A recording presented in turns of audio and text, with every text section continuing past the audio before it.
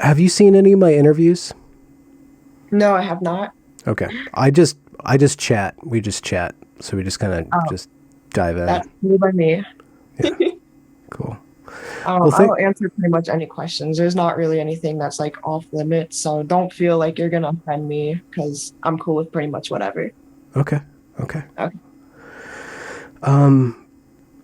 But I've been working on a series of interviews about gender and sexuality, and I've interviewed a lot of different people with a lot of different points of view, and Mhm. it's a very complex topic. There's a lot of Yeah. everybody approaches it differently.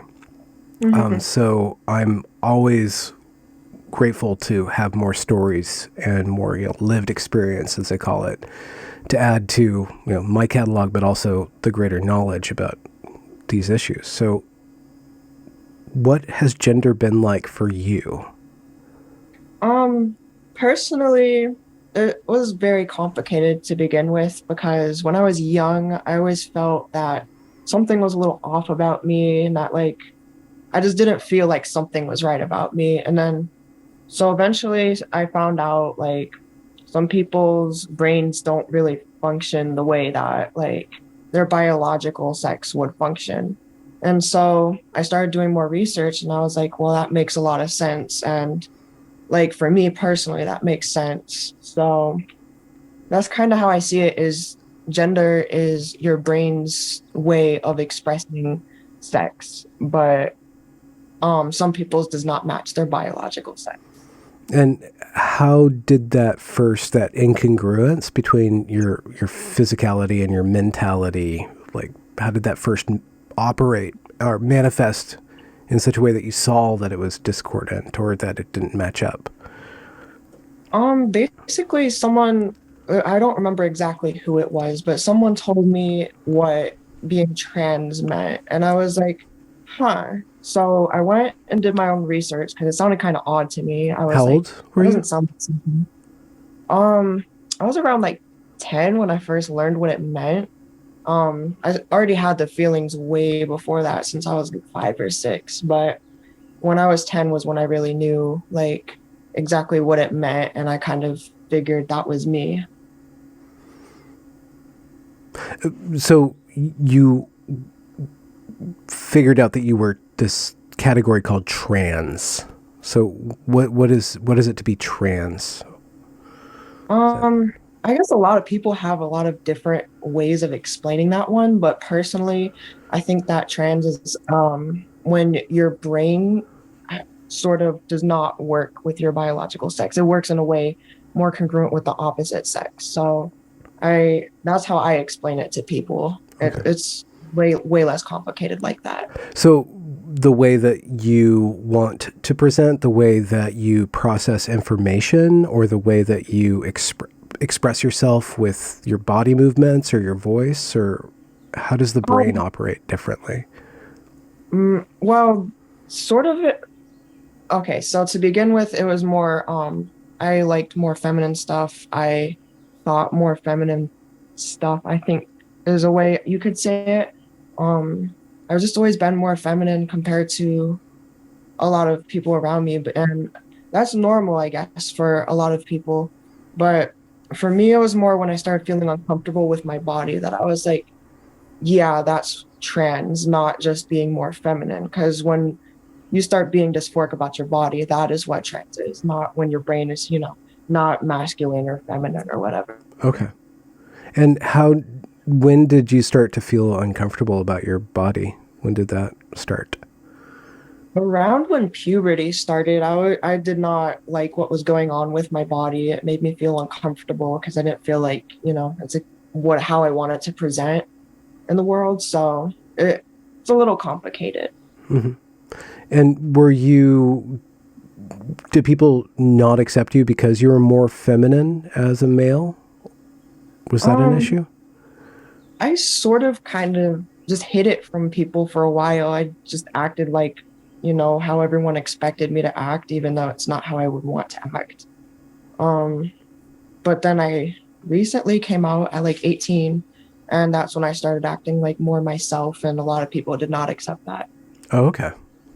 Yeah. And did you, when you started to, as you say, act like yourself, did you introduce yourself as a different identity or change your name at that point? Or did you just kind of start allowing yourself to be in the world how you wanted? It kind of started out with me just with how I act and stuff and how I dress. So I just started dressing and expressing myself how I wanted to. And then later along came the identity part where I was like, well, I feel like I am sure enough of this that I can commit to it now. And did you tap into resources like talking therapy or uh, counsel with an endocrinologist or anything to begin with? Or was it just No, internet?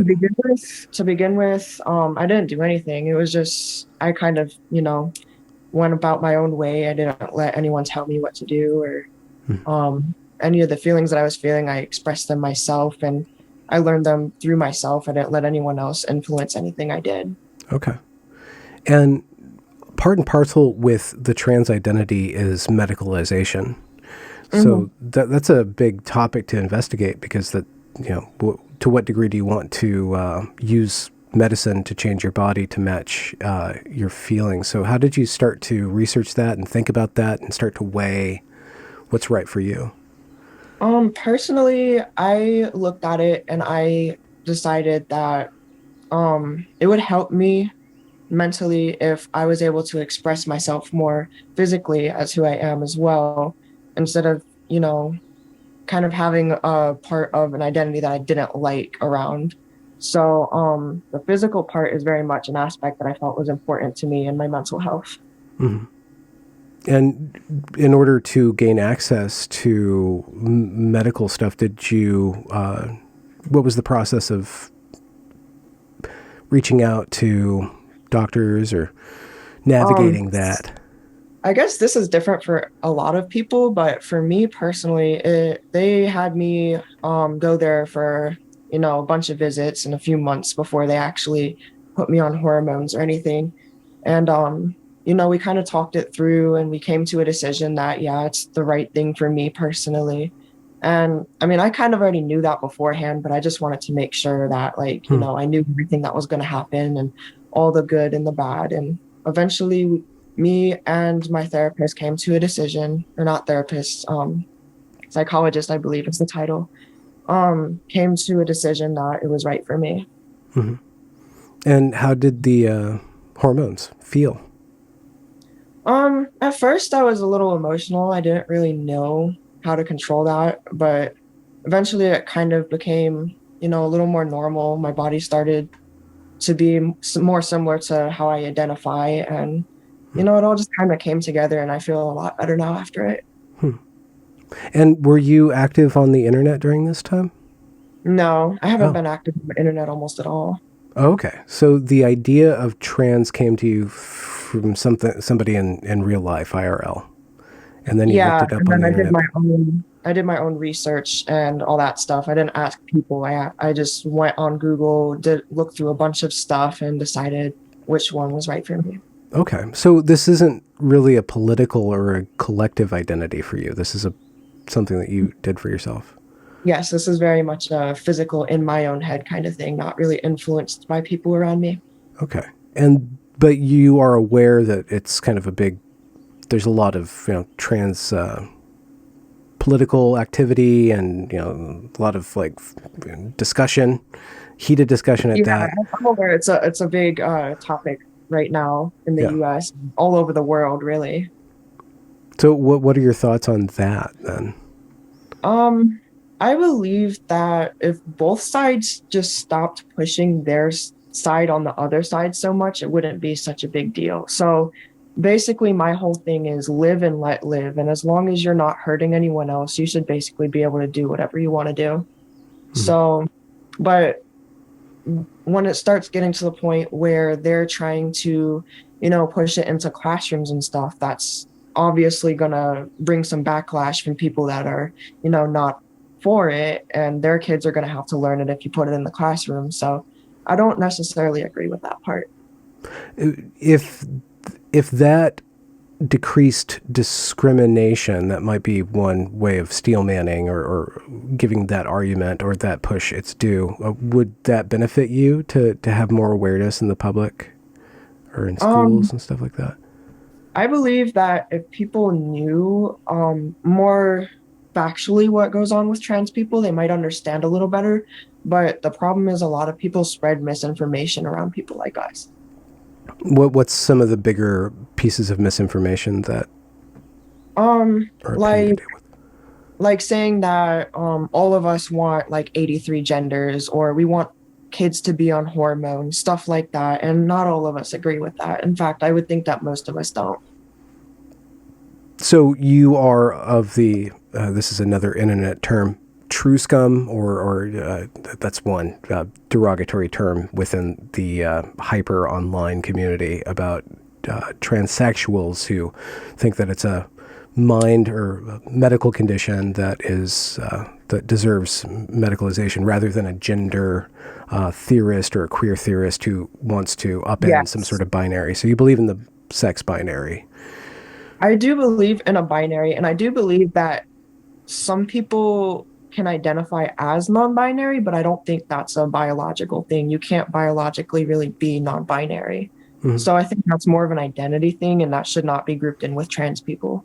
Do you have a sense of like a masculine part of you and a feminine part of you, or sort of like a There will relationship that always you have? be a masculine part for any trans women, I think, because we had to grow up masculine at some point. So, that never really leaves you. You grew up like that.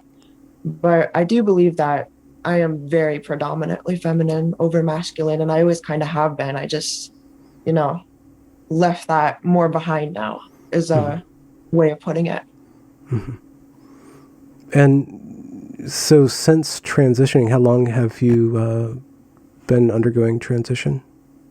I've been on hormones for 6 months now. I started that at the beginning of the year, almost exactly at the beginning of the year when I came back from Nebraska. And I haven't done anything other than hormones yet. That's all the transition that I've done other than social. Okay. Your voice. Did you work consciously on your voice? Yeah, I believe most trans women do, and if they say they don't, I believe they're lying. What was that You like know, then? What did you concentrate on?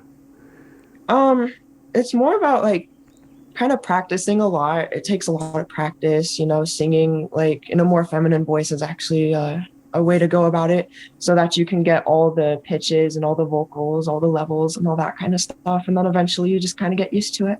Yeah. Were you, have you, or are you artistic? Artistic, Yeah. like, Creative. um, in a way, yes. I have a lot of great ideas, I think, but I'm not very good at putting them down. But has singing come naturally to you throughout your life? Um, I'm a very shy person, so I don't sing in front of anybody, but I absolutely love singing. Yeah. Okay. I've always loved singing. Okay. And has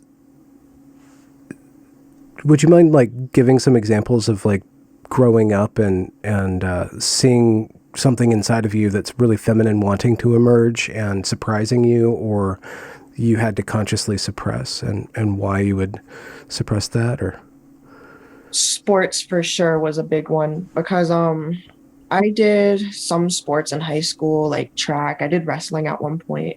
But when I was doing those, I started to realize how self-conscious I was about my body and how I was always trying to hide my body from everybody and how I just always felt really nervous and anxious in public. And I just felt a very general unease with myself around sports mostly. That's where I really started to notice it in high school. and it didn't diminish. I mean, because I've been really self conscious too, but it was never about gender that made me self conscious. It was just self consciousness, extreme self consciousness. So, how did you know that was about gender rather than just teenage malaise? Um, Honestly, it's kind of hard to explain that one. It's not a feeling that most people can really understand. You can't really understand that kind of thing unless you were dysphoric yourself. So the way I try to explain it to people is like, um if you are if you want to lose weight, for instance, right? You look at your body and you look at yourself and you're like, I don't like the way it looks because I weigh too much. So, you know what it is and you know how to change it. So you go and change it. And so for me personally, I looked at my body and saw a more, I wouldn't say particularly masculine because I've never been super masculine, but I just didn't like the way my body was and I knew what I wanted to change about it. Mm-hmm. Mm-hmm. And did that, was it an obsession? Did it interrupt you from doing other things and developing in other ways? Was it like a Um, roadblock for you? It was sort of a roadblock, but not really, because I'm really good at just making myself do what I need to do in the moment, no matter how I feel about it. Mm-hmm. Um, I believe that's a lot of trans women. They just get through it, whether they like it or not. Mm-hmm.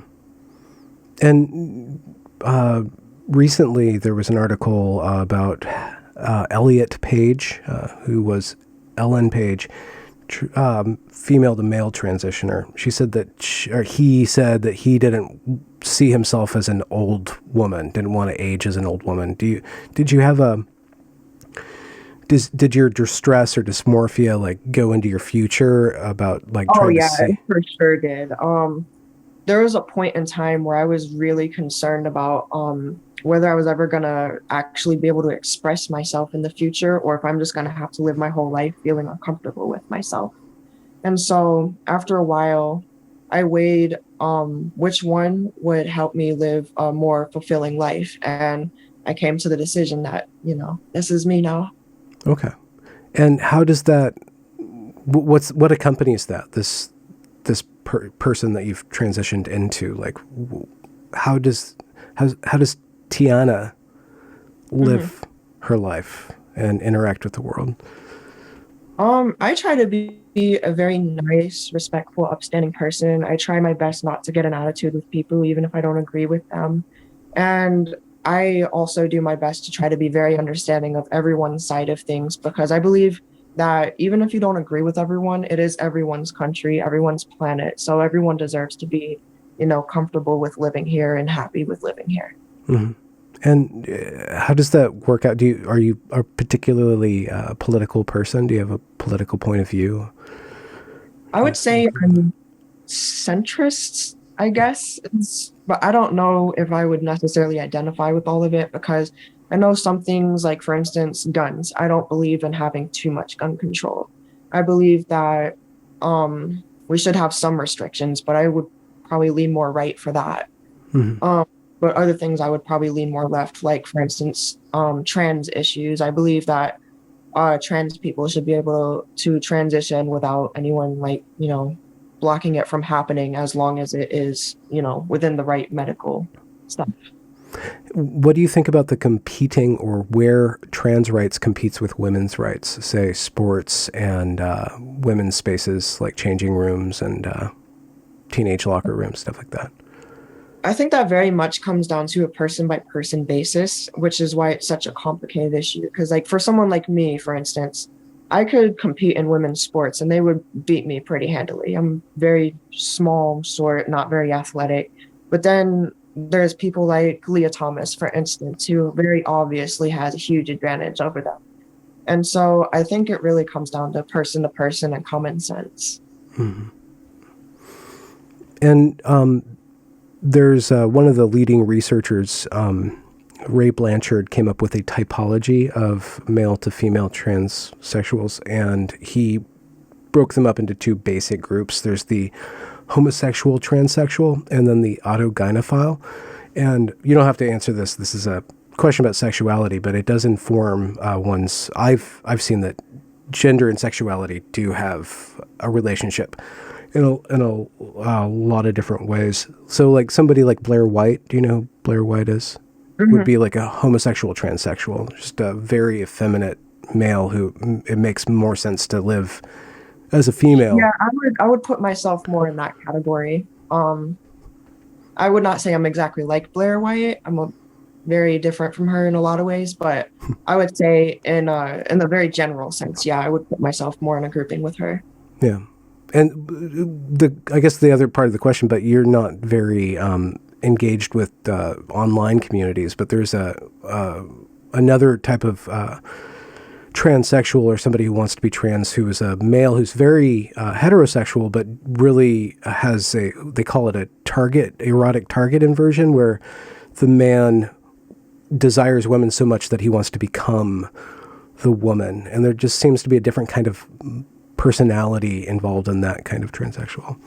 That kind of thing I don't actually believe is transsexual, because I think that that does not come from dysphoria. That comes more from a sexual desire, not a dysphoric desire. Okay. So I believe that there is definitely a difference, in that those kind of people getting included with trans people, I don't necessarily agree with either. Okay. Interesting. Okay.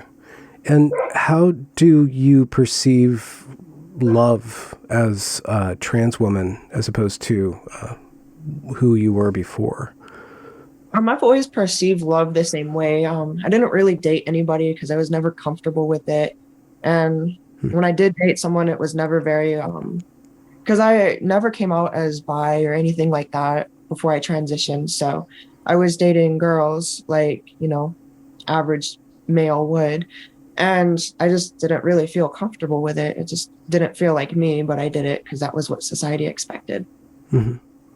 And accepting yourself as trans, how is your outlook on finding a partner changed?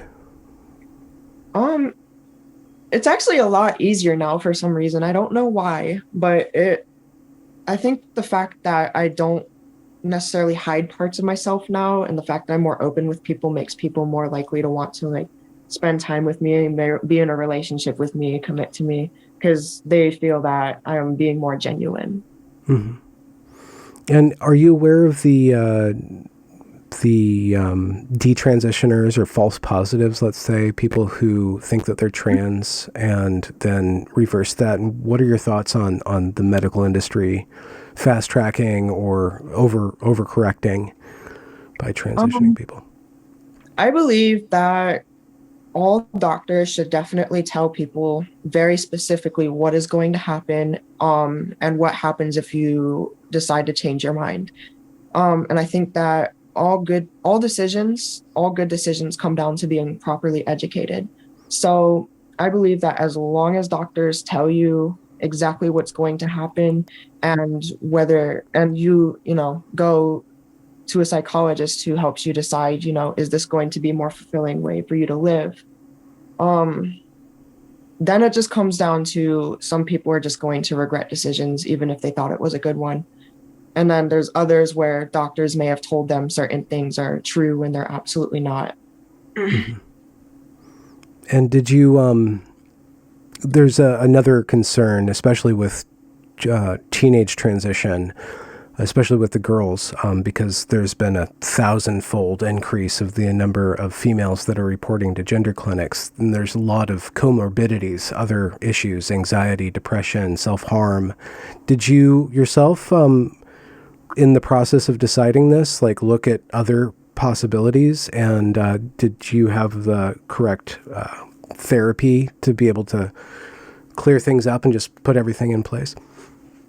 Personally, I went my whole childhood deciding, what was gonna be the right decision for me in the future. So, there's probably a good 10 years of thought into this one. Oh. And so going into therapy, I kind of already knew which way I was gonna go, but as a child, I really put thought into whether it would be something that's actually going to make me happier, or if it's just going to be something that stresses me out, makes my life harder, and if it's something that I'm going to regret.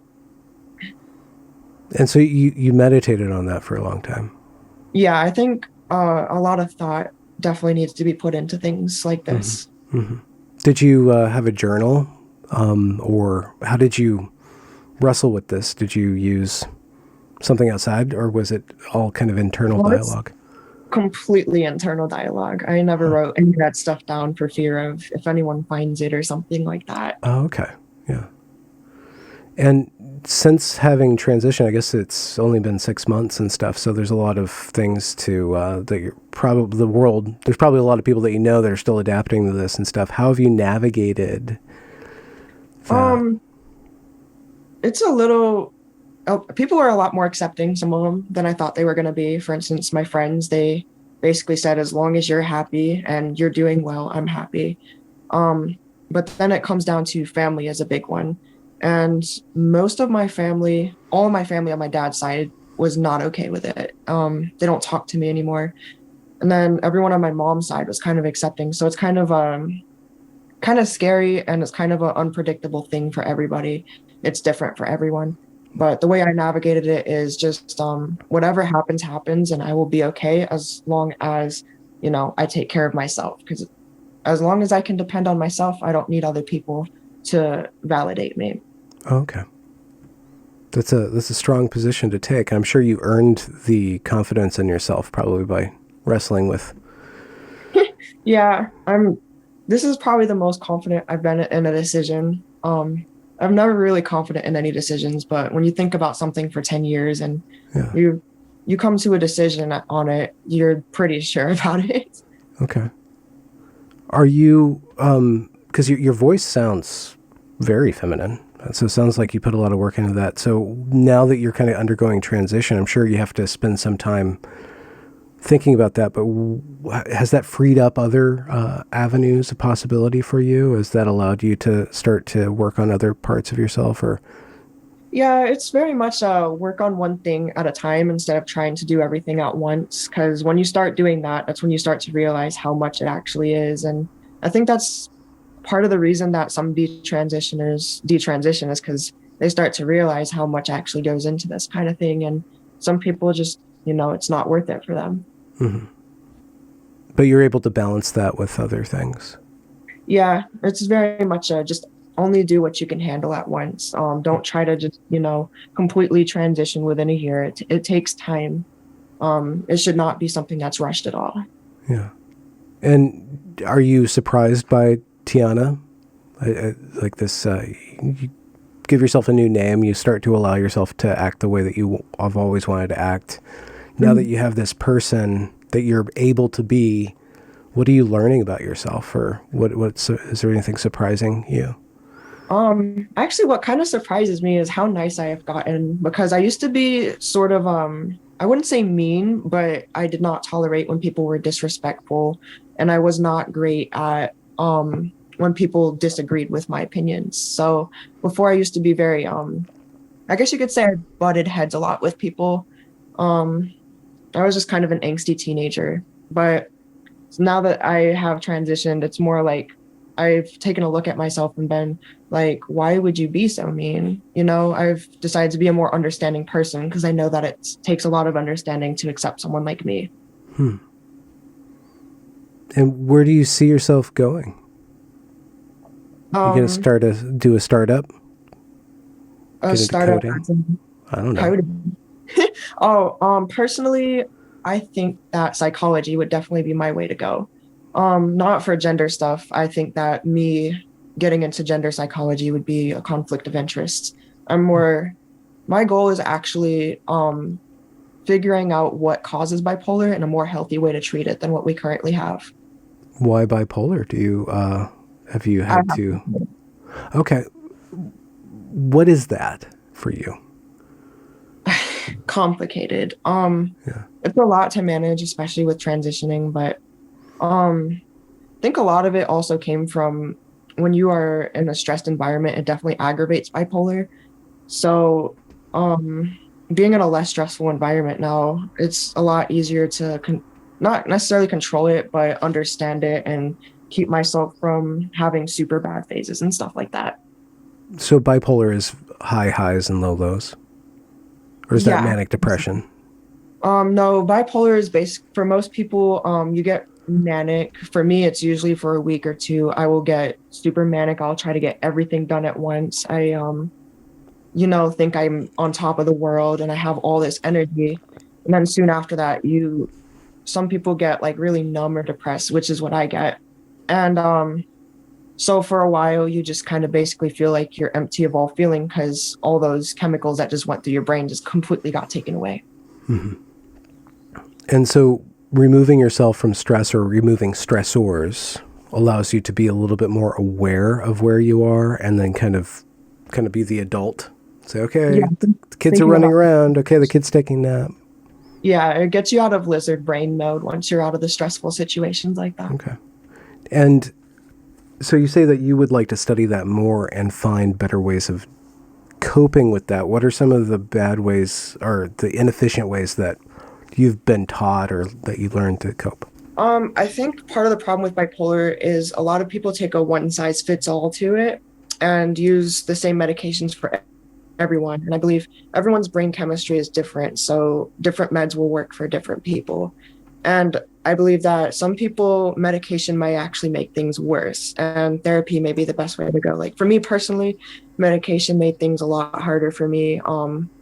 And it, the way they have it set up for bipolar is medication has to be taken very specifically at times, and you have to alternate, and it's just a whole complicated mess. And I believe there should be an easier way to go about it. And did you, how has your relationship been to medication? Did you go on it and get off of it? And you're like, this is not working, I or went were through a you? few different medications. One of them I was on was Xanax, right? A lot of people know that, and that one's very addictive. And I saw myself getting, um, you know, kind of addicted to it, and I decided, yeah, that's not how I want to go with that. And a lot of therapists or psychologists will throw you on medications and um, not really warn you ahead of time how addictive they are, like especially things like Xanax or pain medications like Percocet and stuff like that. And were you concerned of about going on estrogen and blocking your testosterone while also understanding that bipolar disorder has a strong influence on you and also all these medications? And how did you weave through Yeah, that? it was a very big thought for me. I was thinking that since I already sometimes have trouble controlling my emotions, that estrogen might make it much worse. And at first, that's exactly what happened. But eventually I, went to therapy, talked things through, started learning ways to keep myself calm and, ways that I can get myself out of lizard brain mode and freaking out about everything. Yeah. And when did you notice that you might have bipolar, or even if you didn't have the word for it? Um, since pretty young, about 2013, and I'm 19 now. So about when I was 10, Oh, about the okay. same time that about the same time that I kind of realized I was trans, now that I'm thinking about it. Yeah. And did how did those two? How did gender and then this high functioning, low functioning kind of reality intersect? Did they play off of each other? Um, in a way, yes, but they're mostly unrelated for me personally. I know it might be different for others. But for me, um, it just kind of made it to where my feelings of dysphoria were stronger sometimes, and then other times I just didn't have the feeling at all because I was just completely void of feelings in general. Hmm. So, yeah, that's kind of how they played with each other. It's Hmm. What do you do when you're devoid of feeling? Are you allowed um, to do anything? You just lay down? How do you manage that's what that? I used to do, but I started realizing that getting yourself into a routine definitely helps. So getting up and showering, cooking yourself food, getting yourself outside, walking the dog, stuff like that. Just making sure that, you get up and do stuff will definitely help um keep you from feeling like, you're just non-existent, not really. The word for it is dissociating, if you know what that word is. Could you just describe what dissociation feels like for you? Dissociating, and this is a thing that happens to a lot of trans people too, is where you kind of feel like you're disconnected from Earth. It almost feels like you're watching yourself through a camera. It's like a very big disconnect between you and reality. Um, Sort of like a trauma response. It happens to people with PTSD as well. And do you think at this point that your bipolar disorder owes to a traumatic experience or owes to something, or is it kind of just part of your development that you have to work with? It's just kind of part of your mind that you're going to conquer. Um, I'm pretty sure it was a genetic thing for me. Both of my parents and grandparents all have a lot of genetic things that got passed down. I think the whole mix of it just ended Hmm. up giving me bipolar and could possibly be why I'm trans. So, yeah. Is there any trans-ish relatives of yours? Um, I know my mom is lesbian. I don't know if most people would associate that with being trans, but Is she pretty masculine then? she is more masculine than your average woman, I would say, but not super masculine. Hmm. But I also never told her about this, and we never talked about trans issues, and that's why I know like that didn't have any influence on it for me. It was all self-research. I made sure of that. Hmm. From the beginning, from 10 years old? Hmm. Out of Pretty, shame or caution or? pretty much caution. I wanted to make sure that anything I do is going to be what I want and not what other people are telling me I want or other people trying to convince me, because I know that me personally, only I can know exactly what I truly want. Yeah. And your mother being lesbian is probably connected to the LGBT community, so it was Hmm. probably was it easier for her to understand where you're coming from when you broached this topic with her? She was completely accepting about it. She even said that if I need help with anything, that she would be there for me. And so I believe that, yeah, her being part of the community definitely helps with her being more accepting. Hmm. 19 is Hmm. young. Yeah, it feels old to me. I Really? feel old. I feel like the way I look at it, I'm 20% through a long life if I live a long life. So, yeah. But you got a lot to do still. Yeah, I do. I definitely have big goals and ambitions. Yeah. Being young definitely helps with that because as you get older, you start to let go of a little bit and realize that some things may be a bit unrealistic. Yeah. You still have you can afford to be idealistic. That's what you're Yeah, saying. Yeah. yeah. I'm still young enough to where I can be a bit irrational with certain things. Well, so some people never give that up.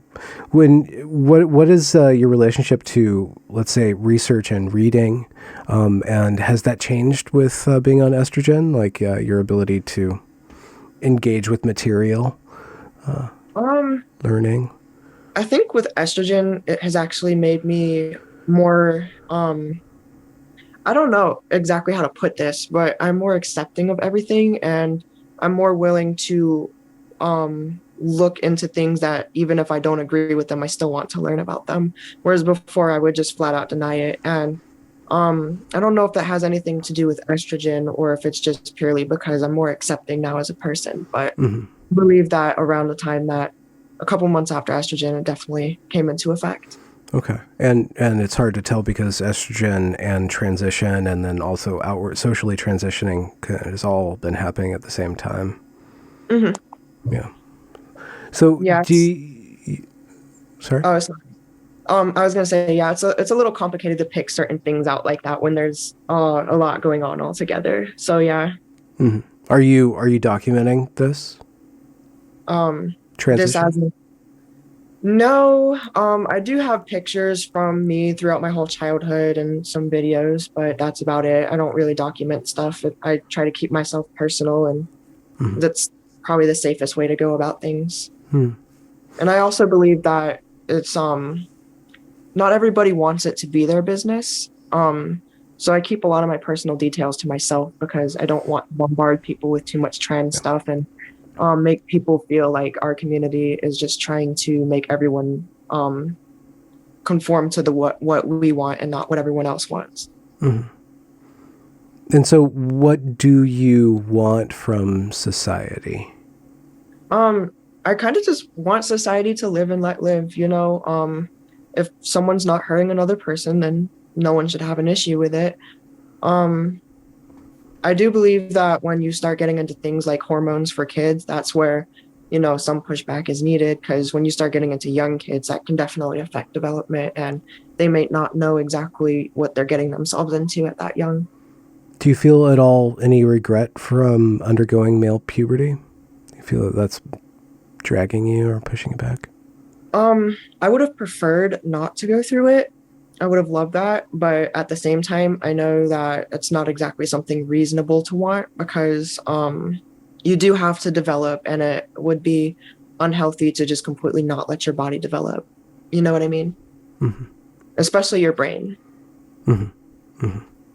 You're 19. They say you're not done yet. You have 6 more years in the oven, if they're to be Yeah, believed. it's at this point it's more that my physical development is done. So that's why I decided it's not too early now since all my physical stuff is done, not growing anymore. So honestly, estrogen is not going to have any physical effects, any negative physical effects that I wouldn't have wanted. Hmm. And are you going forward?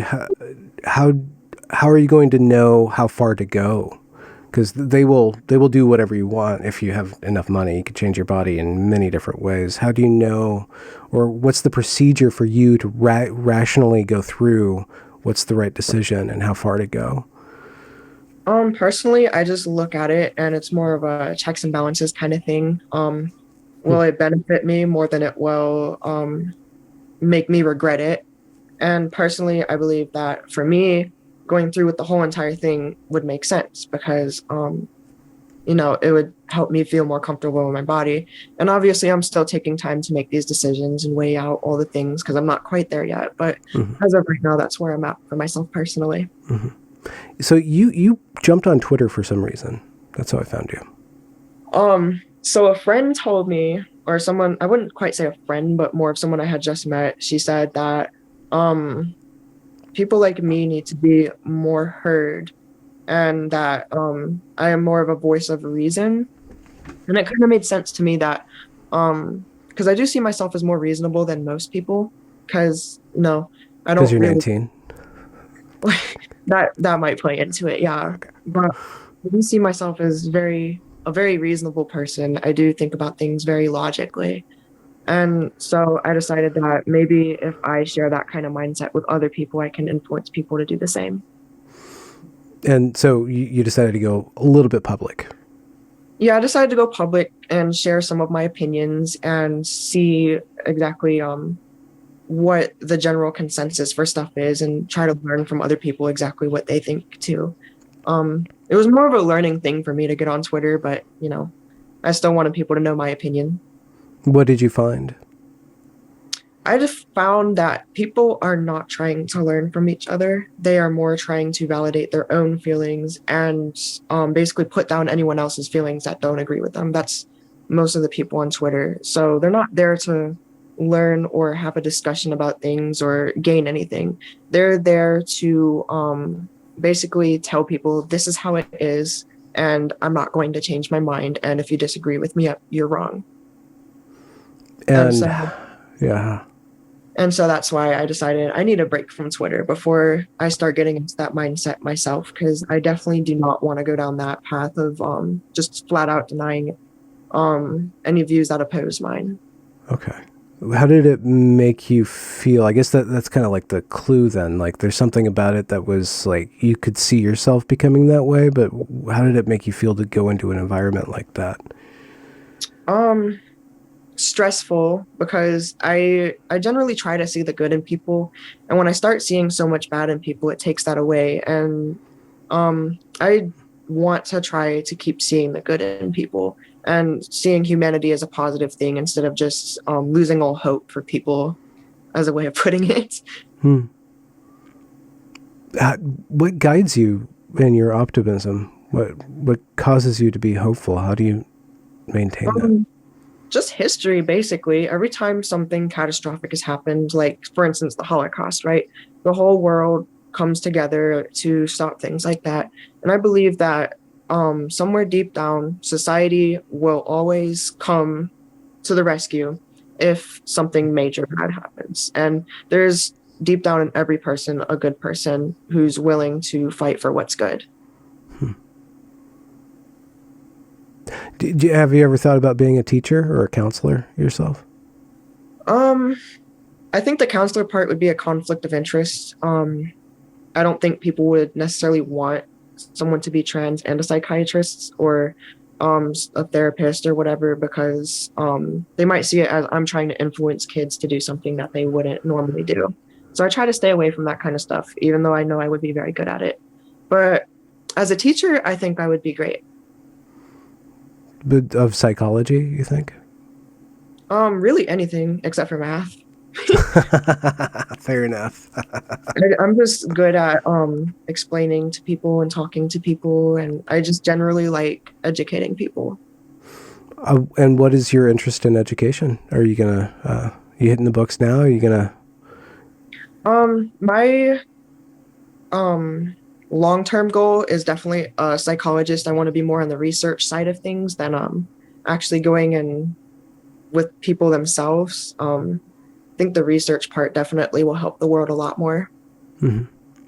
Do you have plans yet, or you're working on I things just now and then? I just graduated high school, so I'm gonna see about going to Oh, just college. now? Yeah, because I took a year break. I went to Nebraska. A lot of crazy stuff happened, and then I came back here and I decided, it's time to get my life in order, start going back to school. And I finished school, and now I'm gonna start college at the end of summer, hopefully. Oh, right on. Congratulations. Thank you. Well, do you have any adventurous plans for the summer? I might go to California. I'm hoping to get my car fixed soon so that I can do that. I've been putting that off for like 4 months. It's I'm not very good with cars. I don't exactly know what I'm doing, but I can't afford to go somewhere else to get it done. Yeah, yeah.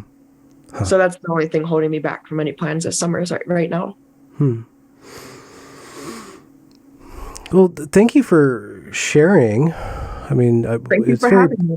it's very personal conversation, but I think your friend or your acquaintance was correct that your voice is worth being heard and valuable. And I'm sure when I publish this, people will not be agreeing with you, but I think you added something to the conversation. Well, I believe that if there's one thing I want people to take away from this, it is that we should learn to agree to disagree, because no, you can't make everyone agree with you. Not everyone's going to agree. So we need to learn that if we just live and let live, we can all be happy, because you can have your views and I can have my views. And at the end of the day, we will both have that. And, we can't really be mad at each other. Mm. With the caveat that bad things can still happen if we don't actually stop them from happening. Well, that's the difference between political views and physical action. I believe once physical action on your political views, certain ones, like for instance, if you're racist, for instance, right, and you believe in segregation, action needs to be taken against that one. And I use that as, an example because it's extremely obvious and an extreme to use. But it gets kind of complicated when you start getting into less extreme issues. Things that you can kind of have reasons for both sides, like for instance, the trans issues. There is logic to both sides of it. But at the end of the day, everyone's going to have a different opinion on it, and agreeing to disagree is how we can all live together and just get along in peace. Peace. Is there a hobby, a funky, strange hobby that you have? Do you collect figurines or watch a very, very obscure anime series? Or I don't really know if I have any obscure hobbies. I like dogs a lot. I absolutely love dogs. I have four of them. oh, And four. yeah, my favorite one, her name's Panda. She's a Alaskan Malamute wolf mix, and she is the sweetest dog in the world. Aw, I would say that dogs are definitely my hobby. dogs are your I'm thing. actually trying to get a job as a dog trainer right now. Oh yeah, that's a perfect way to spend your summer. I mean, I guess Tucson's kind of hot for dogging, but you guys probably Well, have if you have good AC, and a dog door, they can go outside and come back inside whenever. yeah. Do you happen to have any video of your dog that I can put at the end of my video so people can see your lovely, lovely dog? You don't have to I show me do, now. You can send me afterwards. Oh, or but you can show us right now. yes. Here, let me find Panda. Hey, baby. Oh, do. Oh, lovely. But that is Pupper. That is my favorite. And then these are the other two. Oh, wow. Archer's out there somewhere being a dog. What a big, fat, happy family. Yes, very happy. Well, Tiana, are you planning on doing any sort of writing? It sounds like you wanted to put yourself onto the internet and speak out, and you withdrew right now, but you came on to my show, which I appreciate for, but do you have any plans on writing any essays or If I anything like could that? find a platform where I could actually be heard instead of like Twitter, where I get 4 likes on whatever trash opinion I have on there. Yeah. If I had a platform where I could actually make a difference and be heard, then yeah, I would definitely do that. But I'm not gonna just, throw my opinion out there for people to agree with me every day and then not actually make a difference doing anything. Mm-hmm. Well, it's kind of a leap of faith, you put it out there, so maybe the response to this video will inspire you. We shall see. We shall see. So I'm going to end the recording. You want to say goodbye to the folks at home? Bye, people.